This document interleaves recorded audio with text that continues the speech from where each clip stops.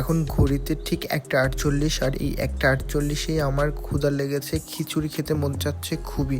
কিন্তু সমস্যা হচ্ছে এত রাত্রে কখনোই রেস্টুরেন্ট বা হোটেল আমার এখানে খোলা থাকে না, তাই আমি ঘড়ির দিকে তাকিয়ে চলে গেলাম রান্নাঘরে রান্না করার জন্য।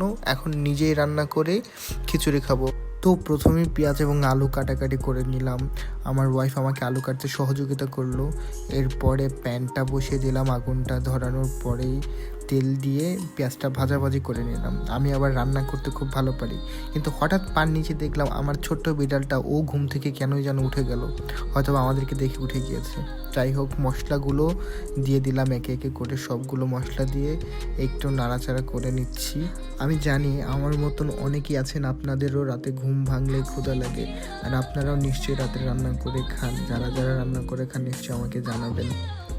মশলা কষানোর পরে এবার মাংস দিয়ে দিলাম, মাংস দিয়ে একটু নাড়াচাড়া করে কষিয়ে নিচ্ছি।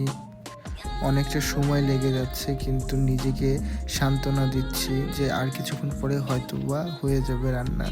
এরপরে চাল আর ডাল ধুয়ে নিচ্ছি। আমি এখানে মোটা চালটা ব্যবহার করেছি, কারণ যদি একটু লেটকা খিচুড়ি খেতে হয় তাহলে মোটা চালটাই সব থেকে বেস্ট আমার কাছে মনে হয়। এইদিকে মাংসটা মনে হচ্ছিল কষানো হয়ে গিয়েছে, এজন্যই আলু দিয়ে দিয়েছিলাম, আর এই আলুই হচ্ছে খিচুড়ির স্বাদ কয়েক গুণ বাড়িয়ে দিবে। ফাইনালি এখন চালে ডালে মাংসতে মিশানোর সময় হয়ে গিয়েছে। খিচুড়ির চরিত্রটাই হচ্ছে এমন, সে সবার সাথে মিলেমিশে থেকে একটা নতুন কিছু তৈরি হয়, আর এর নামই হচ্ছে খিচুড়ি। আমার 5টা প্রিয় খাবারের মধ্যে খিচুড়ি হচ্ছে অন্যতম। খিচুড়ি আমার খুবই পছন্দ। মাঝে মধ্যে তো আমি ঘুমিয়ে ঘুমিয়ে খিচুড়ি খাই, মানে আমি স্বপ্নে দেখি আমি খিচুড়ি খাচ্ছি। আর একটু নাড়াচাড়া করব, নাড়াচাড়া করার পরেই ঢেকে দিব।